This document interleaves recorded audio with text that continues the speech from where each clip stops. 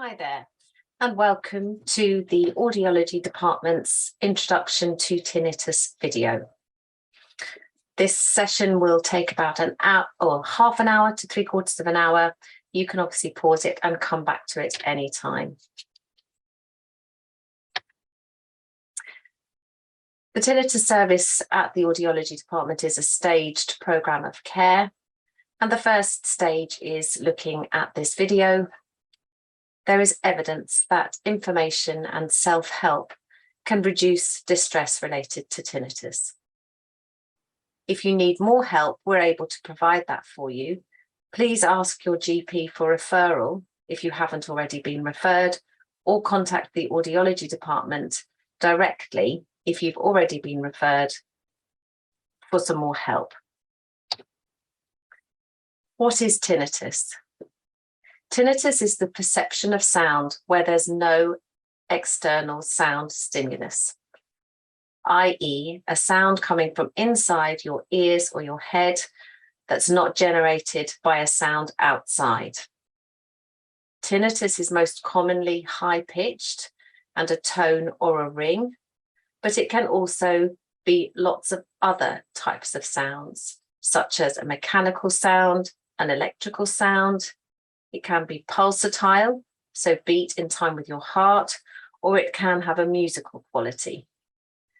Some people hear very recognizable sounds in their ears, such as dogs barking or the sound of a motor engine.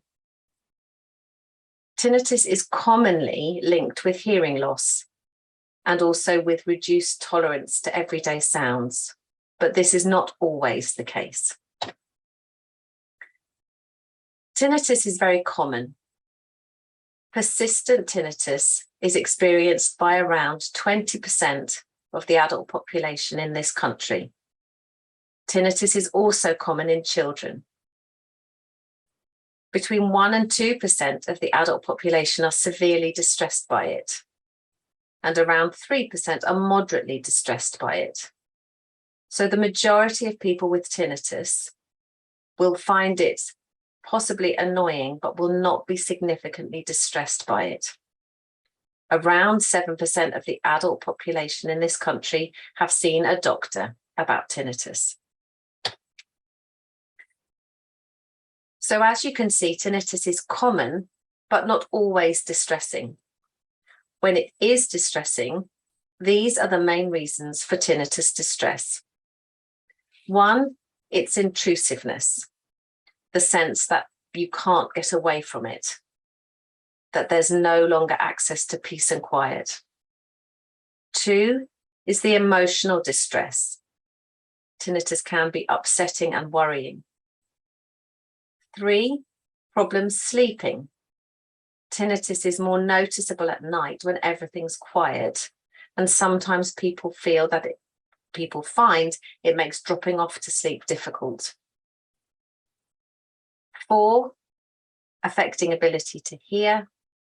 Tinnitus sometimes gets in the way of the ability to hear what people are saying.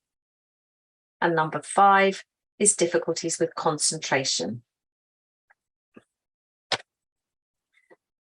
I'm going to now talk you through how the ear works, and hopefully that will explain where the tinnitus is coming from.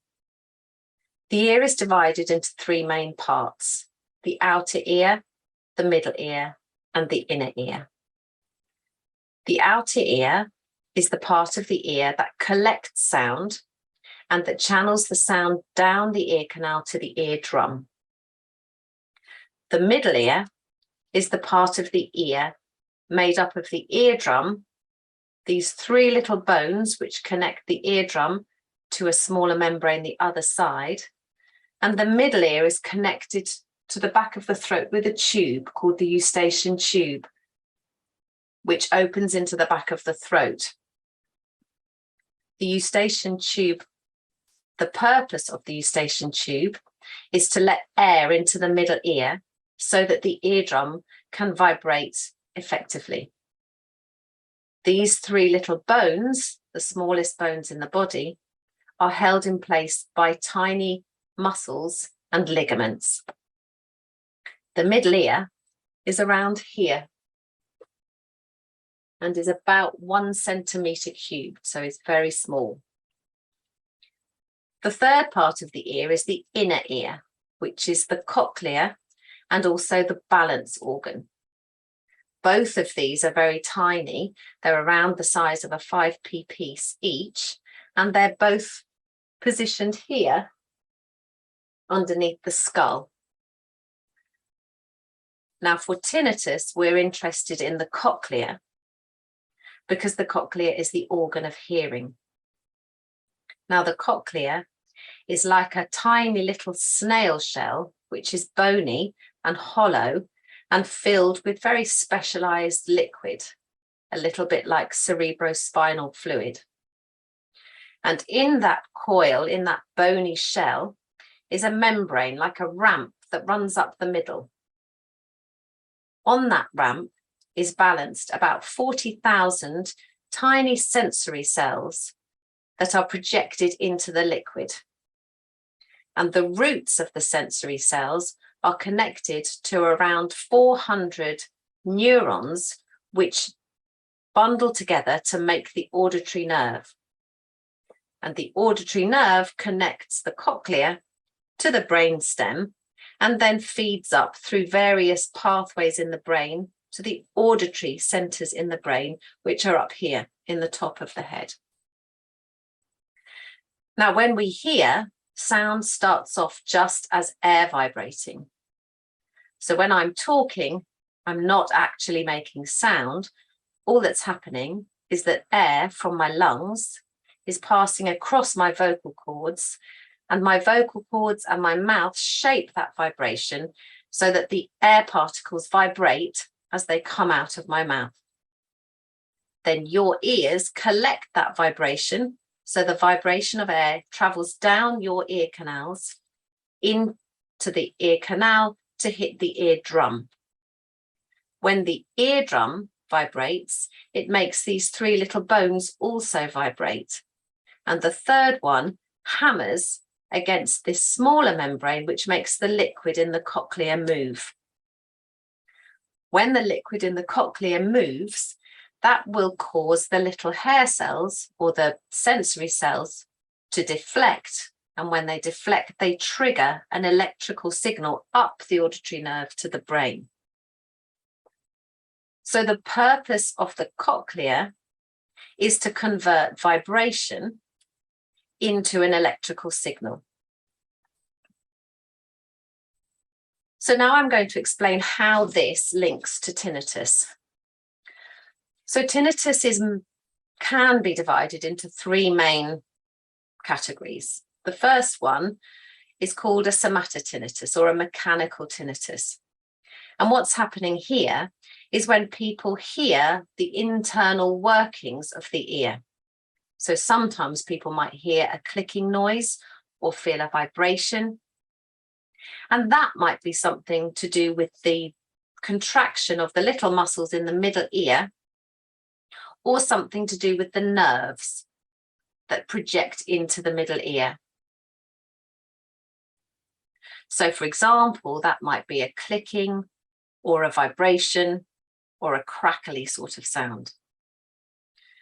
The second type of tinnitus is known as a pulsatile tinnitus.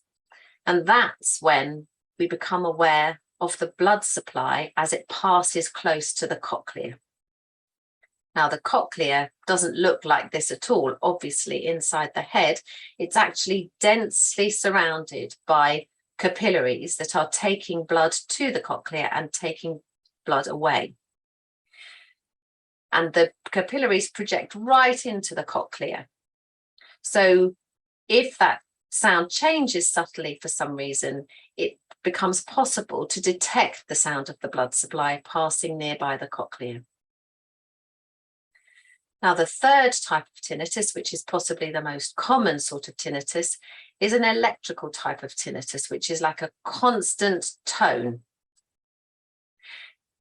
or a constant hum or a buzz. And that, we think, is most likely to be linked to the activity in the auditory nerve.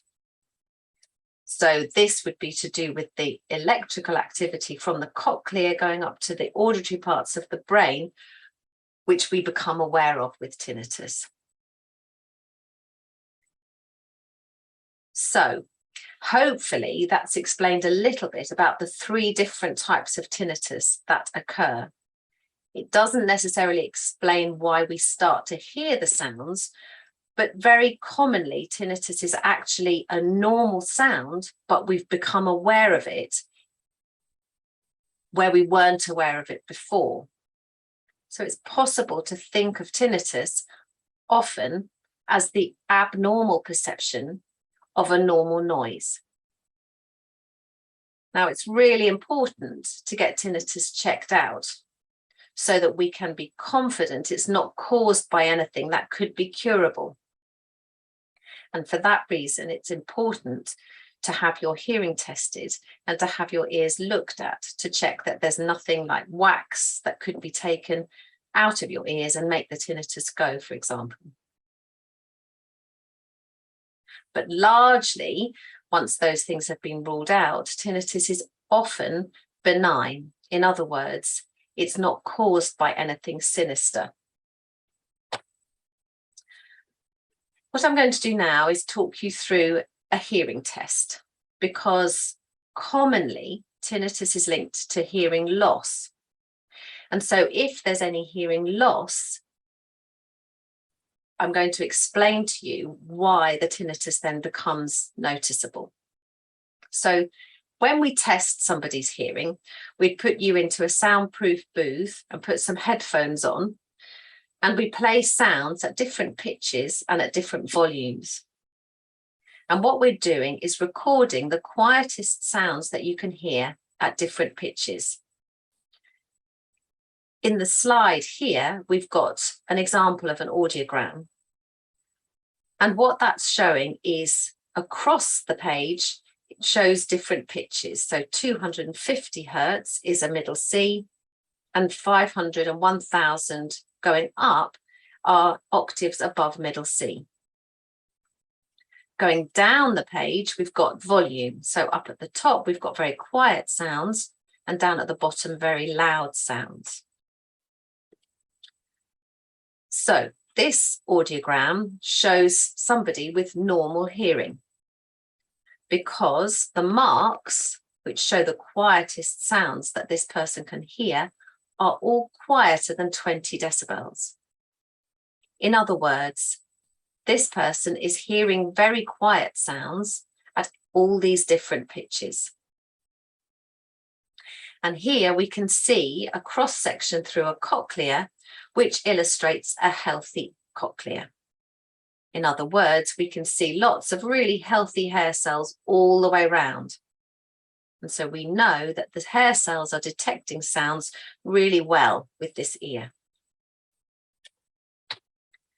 Now, this slide shows a hearing loss, and it also shows a matching cochlear. So for this person, you can see that the person is able to hear quiet sounds at these low pitches, middle C and 2 octaves above. But as we go across to the very high pitches, we have to make the sounds louder in order for the person to hear them. So this person has got normal hearing for low and mid frequencies and a hearing loss at the high pitches. And you can see here that the cochlear shows that there's healthy hair cells for the low and mid frequency sounds, but no hair cells at all for the high pitches. Now, this configuration, or this type of hearing loss, is commonly what happens as we get older. So as we get older, most of us around the age of 55, 60, 65 will start to have a hearing loss which begins at the high frequencies. So what that means is that some of the hair cells for the high frequency sounds are not detecting sound as well. Now, what that sounds like in terms of hearing is a lack of clarity, because what's happening is we become less able to hear high-pitched sounds in speech, which are usually consonant sounds. So the first signs of hearing loss as we get older are often that we can hear people talking fine because we can hear the low and mid pitches, but we can't hear clearly what people are saying because we're missing some of the consonant sounds.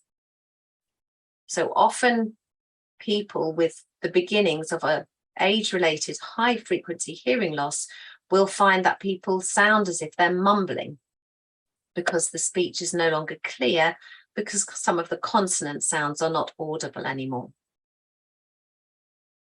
Now, how this links to tinnitus is that when the auditory part of the brain starts to notice that some sounds from the cochlear are not being detected properly, the auditory center of the brain starts to increase its sensitivity to compensate for that. So the auditory brain is not getting the information from the cochlear that it wants or that it's used to.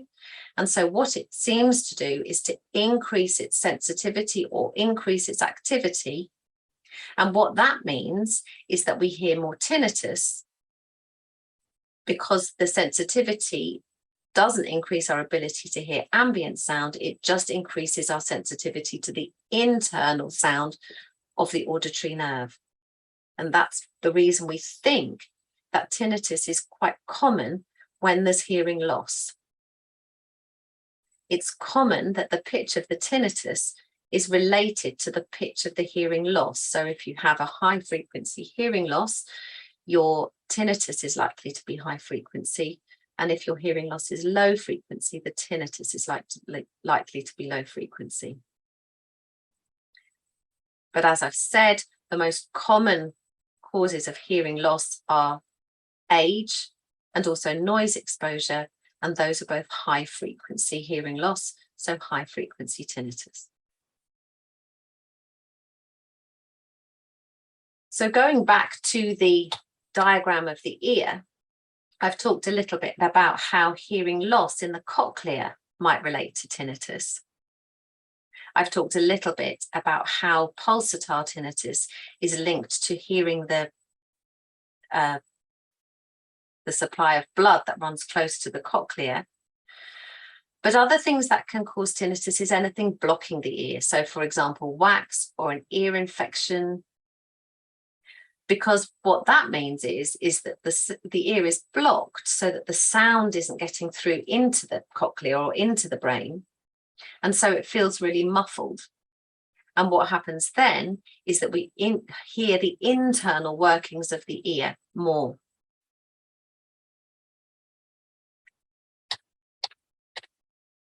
So I've listed here quite a lot of things that we know are linked to tinnitus. Now, we don't talk about causes of tinnitus so much as triggers, because the idea that we're working with is that tinnitus is normal and common, and is a sound that we're not aware of until something changes. So here's a list of things that can trigger tinnitus. First of all, anything blocking the ear, such as wax or glue ear, which is blocking the middle ear, or an ear infection. The second thing that triggers tinnitus is hearing loss. I've written hidden hearing loss here because often hearing loss is mild and gradual and we don't notice it. The third thing is noise trauma, because loud sounds can cause damage to the cochlea. And again, then the central brain will compensate for any damage or any hearing loss. Tinnitus is linked to some diseases of the ear, such as Meniere's disease or otosclerosis. Tinnitus is also linked to a vestibular schwannoma, which is a rare benign tumor which grows in the sort of pathway that the auditory nerve takes to the brain. Now, this obviously is quite alarming, but very, very rare.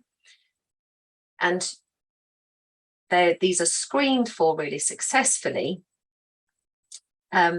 and is one of the reasons why it's important to have your tinnitus, or to have the tinnitus investigated and a referral to come from your GP, so that we can see if screening for a vestibular schwannoma is required.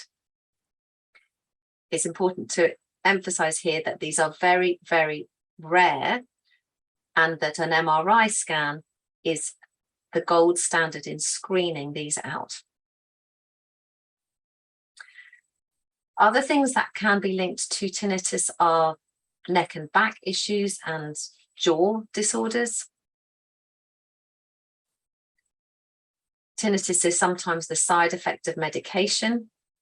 So if you feel that your tinnitus changed or started when you began or changed any medication, it might be worth talking to your GP to see if there's an alternative. But please don't stop taking any medication without consulting your doctor. Tinnitus is also linked to sudden emotional stimulation. So we know there are strong links between tinnitus and anxiety, depression, or just stress. But sometimes there's no apparent cause at all. We can't see what the tinnitus is linked to.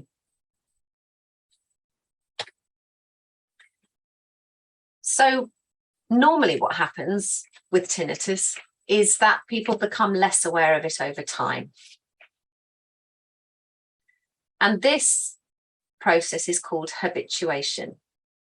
So habituation describes how we as humans gradually react less to a stimulus the longer that we're exposed to it. For example, you might be very aware at the beginning of the summer when you're wearing shorts or a skirt, or wearing a watch for the first time when you're young. But over time, we become less aware of that, and it feels very normal and we hardly notice it. A good example of habituation is the way people can become unaware of traffic or trains or aircraft flying near their homes. When visitors come or when new people come, they notice the sounds of the traffic or the trains, but once you've lived there for 2 or 3 weeks, you become unaware of it. And this actually is the process of filtering out an unimportant sound. I often use the example of seagulls in Brighton. In Brighton, we're hardly aware of seagulls, but when people come to visit, they become very aware of seagulls. So often we can habituate to tinnitus. However, sometimes habituation is difficult or doesn't happen. And here are some of the reasons why one might be less likely to habituate to the tinnitus. Firstly, if the tinnitus changes. So if the tinnitus is constantly fluctuating and is unpredictable, it's much more difficult to habituate to tinnitus. The second is if you're very distressed or stressed. In other words, if there's a high level of arousal in your autonomic nervous system, it makes it more difficult to habituate to tinnitus. If the tinnitus is very intense and unpredictable, it's more difficult to habituate. And if the tinnitus has a strong emotional significance or meaning, then again, it's very difficult to habituate because the brain has identified it as a threat and is going to constantly monitor it. So we'll talk now about how to make tinnitus better.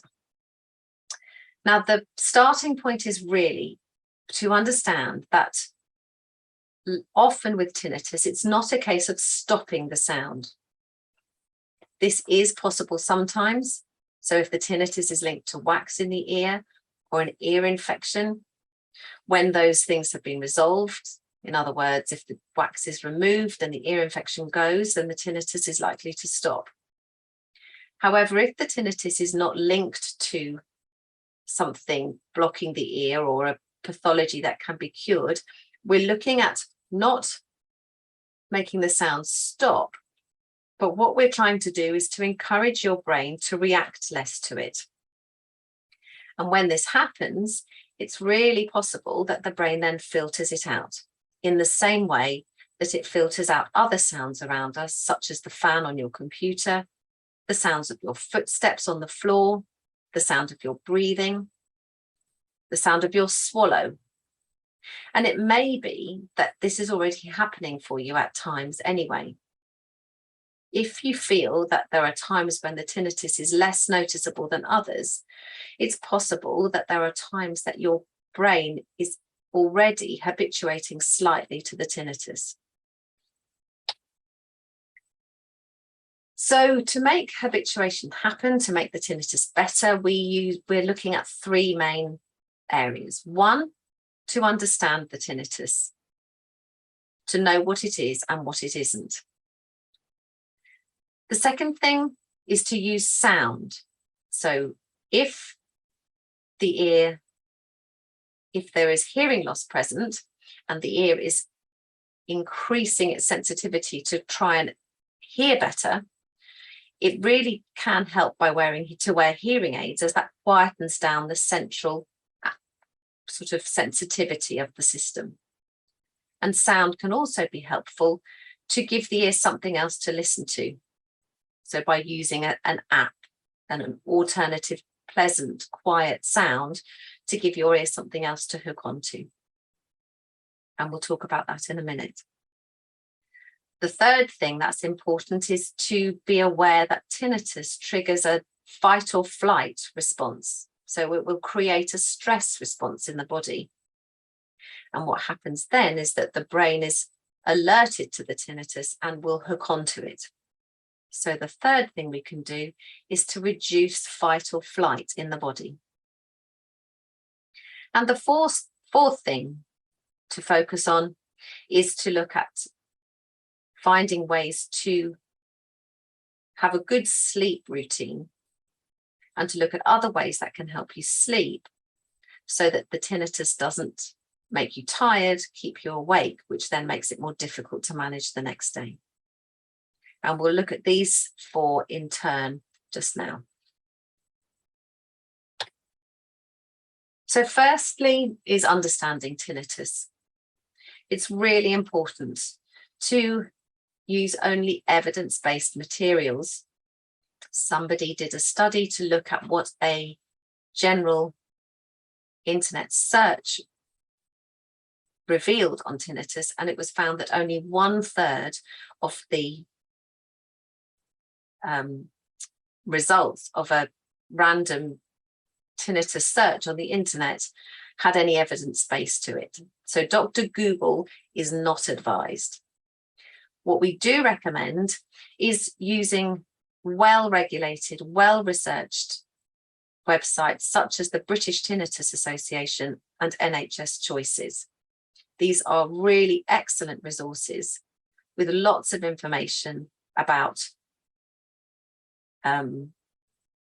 evidence-based therapies, and they will tell you what helps and what doesn't, and it's all very, very well researched. So I would recommend using those sites only. But hopefully understanding tinnitus is something that we've really dealt with today, and that from watching this video you'll have a much better understanding of what tinnitus is, and possibly more importantly what tinnitus isn't. Sound therapy is the second thing. So sound therapy works by filling in the silence with therapeutic sounds or with pleasant sounds. The sound must be set at a level that's quieter than the tinnitus. You can use any sound that you find pleasant. You can either use a device, such as the ones in the video, in the slide here, or you can use apps on a phone or a tablet, and it's just a case of finding the sound that you find pleasant and setting it at a volume that is lower than your tinnitus. You can get these really helpful pillow speakers which can connect to a device and then sit underneath your pillow at night. And perhaps if you put your device onto a timer, the therapeutic sound would turn off once you've fallen to sleep. Now, in the sort of realm of sound therapy, hearing aids would apply, because what hearing aids are doing is they are feeding your ear with sound at the frequencies that you have hearing loss. So hearing aids can be really, really helpful for tinnitus, in that they make it easier to hear, they give your ears something else to listen to, and they reduce that compensation in the central auditory brain. So here's a little summary of how hearing aids can help by compensating for the hearing loss, by stopping your ears straining to hear, and by increasing the information available to the brain by picking up background sounds around you. Now, hearing aids are really advisable for any sort of hearing loss. They don't correct things 100%, but they make hearing easier in most circumstances. They don't work particularly well in noisy environments such as restaurants or cafes.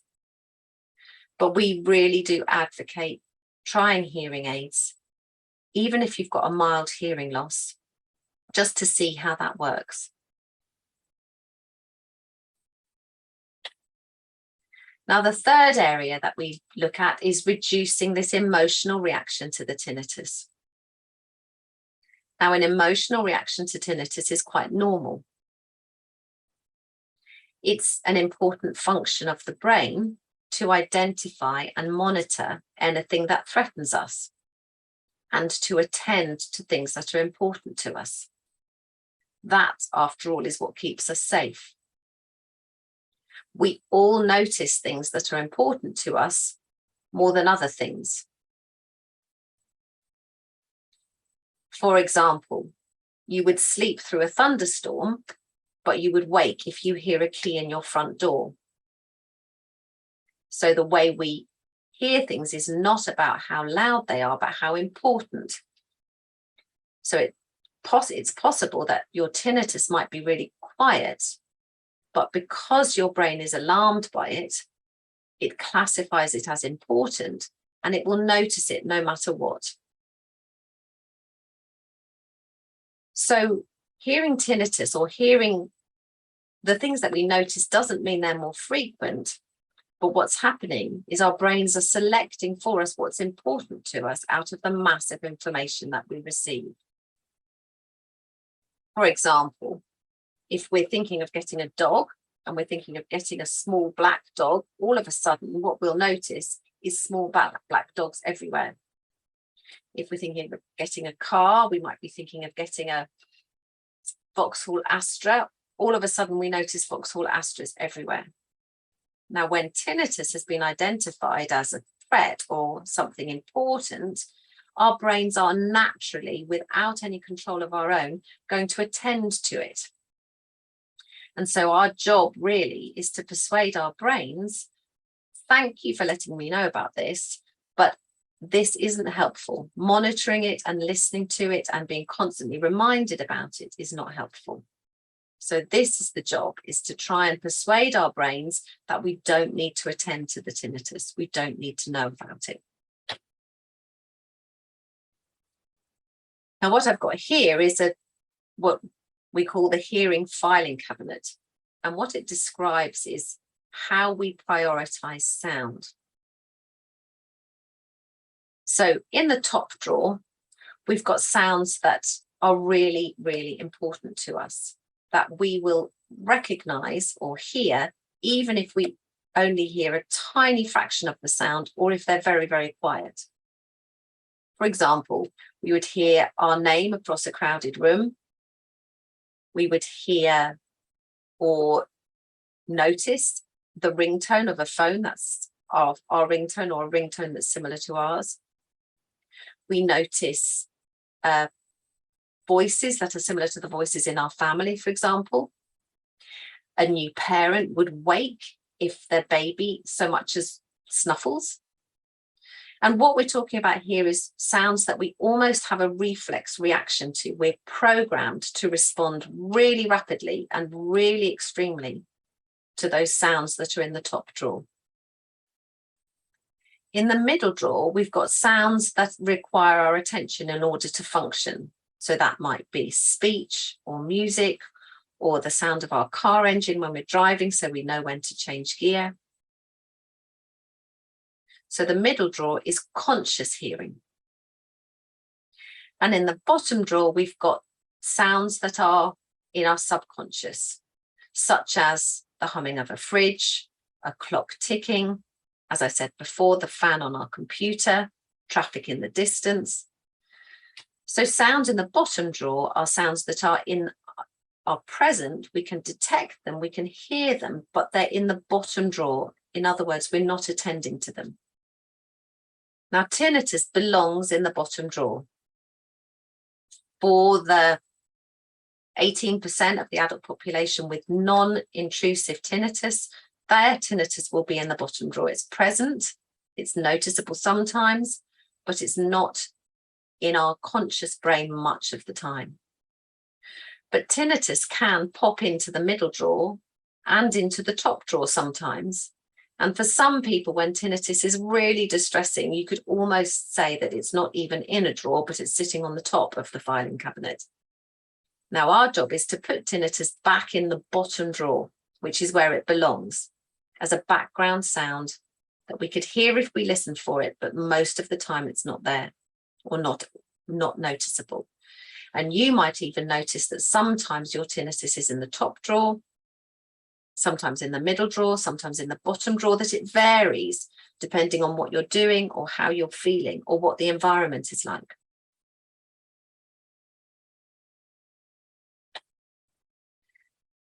So when tinnitus starts, it's a new sound and the brain naturally begins to assess it. And so there will be these sorts of questions going on. What is this sound? What does it mean? Will it get worse? Will I ever sleep properly again? Will it make me deaf? Is it going to affect my hearing? Does it mean there's something seriously wrong with me? And naturally, then the tinnitus is placed in the top drawer because it's important until these questions are answered.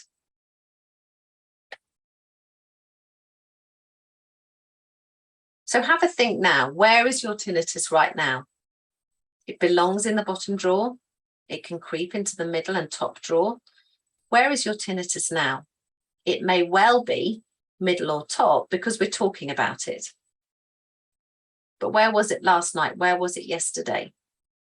When you're out doing something you enjoy, or when you're having a cup of tea in the afternoon and you're feeling quite relaxed, where is it then? So just start to analyze or notice differences in your tinnitus, depending on what you're doing. So now we're going to talk about exercises to try. So often people really want some practical things they can do to enable them to, or to teach their brains to unhook from the tinnitus. So the first thing is an exercise that I call the Find Three Things exercise. Now, what this means is to start listening to the tinnitus for a short time when you're feeling relaxed and in control. Just touch into it for as long as is comfortable. And then try finding other sounds in your environment. Now that might be traffic in the distance, somebody talking in a next door room, the fan of your computer. And then practice switching your attention between these things, between the environmental sounds and the tinnitus. And we think that the more you practice that, the more you practice touching in with the tinnitus and hearing it, and then switching on to something else, what you're doing is it's almost like exercising your auditory brain to say, look, I can listen to this, but I can also listen to something else as well. And you might get better and better at moving away from the tinnitus. Now, it's important here to say what we're not trying to do is we're not trying to ignore the tinnitus. because it's very difficult to ignore something when it's so important. So it's almost as if we're doing the opposite, which is saying we're noticing it and then practicing switching onto something else. The next exercise is a little bit more difficult for some anyway. And what we're talking about here is an idea about dropping the struggle.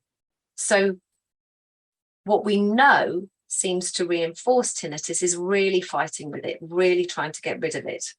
It's a little bit like imagining you're in a swimming pool and there's a beach ball in the swimming pool, which is your tinnitus.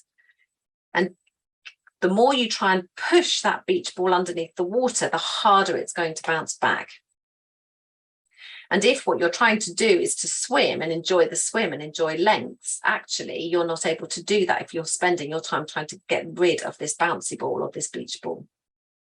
So the idea might be that instead of trying to get rid of it, you might swim your lengths knowing you're going to bump into this beach ball, but you're not going to stop what you're doing to get into a fight with it.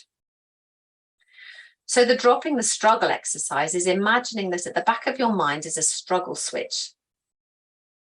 When it's on, you're going to struggle with the painful sensations and thoughts and feelings that come up with tinnitus. Now, I would ask you to suppose that you were to switch that struggle off. So whatever painful thoughts and feelings come up, you might notice them and might not like them, but you're not going to struggle. You're not going to try and get rid of them.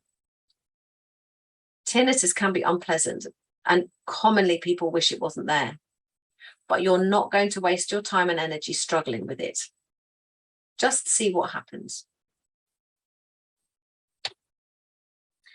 And the next exercise is an applied relaxation. Now, there's lots of apps that you can use for this, but what we're doing is we're assuming that the tinnitus will trigger on a low level a stress response that will affect your muscle tension, your heart rate, and your breathing. So applied relaxation will trick your mind into thinking that you're feeling okay, and it will reverse the fight or flight response. And then it might mean that the brain reclassifies tinnitus not as a threat, but as something more neutral. So applied relaxation, which actually is quite difficult and takes quite a lot of practice, is something that there's quite a lot of evidence for with tinnitus. So however that might work for you, I would encourage you to use something like an app and to use it regularly and practice it, and so that you get better at it, and see if this helps you unhook from the tinnitus and reduces your awareness and might even reduce the intensity. So this is an example of how it's very easy to get caught up in a cycle of stress with tinnitus. The tinnitus is present and unpleasant. It causes anxiety and stress. It might affect your daily life, your concentration, which makes you more distressed, which makes you more aware of the sounds. And when we're more aware of the sounds, they seem louder, and then we worry more about them, that maybe it's getting worse. And then we continue in this cycle. Now, this is what can happen if we manage the stress. We're not doing anything directly with the tinnitus, but we're reducing our body's anxiety response, which means the stress is reduced, which means the effect of the tinnitus has less on our daily life, which means we're less distressed, which means we become less aware of tinnitus sounds, which means the tinnitus seems softer, or we notice it less. So then we can unwind that cycle with tinnitus. So for further help with this, and this is or sometimes required, we know that there is good evidence for cognitive behavioral therapy, for mindfulness-based cognitive therapy, and also for acceptance and commitment therapy with tinnitus. And you can either self-refer, or you can ask your GP to refer to the Improving Access to Psychological Therapy Services, which I've listed here. In Brighton and Hove, it's called the Wellbeing Service. In West Sussex, it's called Time to Talk. In East Sussex, it's called Health in Mind. So you can self-refer on their websites for help with anxiety or insomnia or distress around tinnitus, and they may well be able to provide you with a program of therapy that can help you manage your reaction to the tinnitus. Now, finally, we'll talk about sleep. So sound therapy can be helpful with sleep, but often poor sleep is a result of poor routines, and often it's to do with anxiety about not sleeping enough. Now, the British Tinnitus Association has a lovely page on do's and don'ts that's really worth looking at to try and get your sleep routine as good as possible. If you suffer with insomnia, it's worth talking to your doctor about it. And I've put the link here to a really, really helpful series of 6 videos on YouTube about sleep and tinnitus. So if you Google, or if you write that down and paste that into YouTube, there are some really helpful videos there. But it's often, if you focus on the sleep routine rather than getting rid of the tinnitus, and your sleep routine improves, tinnitus is less of a problem. It's really possible to sleep normally with tinnitus. And so that's the end of our information video. I really hope it's been helpful. We would really like to know if it's been helpful for you. So please phone or email us with any feedback, anything that you feel could change, anything that could be added. The final slide I'll put on is a list of some resources. And so hopefully this is enough for some people, but hopefully this has been really helpful in giving you some information and some basic advice on what tinnitus is, what tinnitus isn't, and how to manage it. Thank you very much.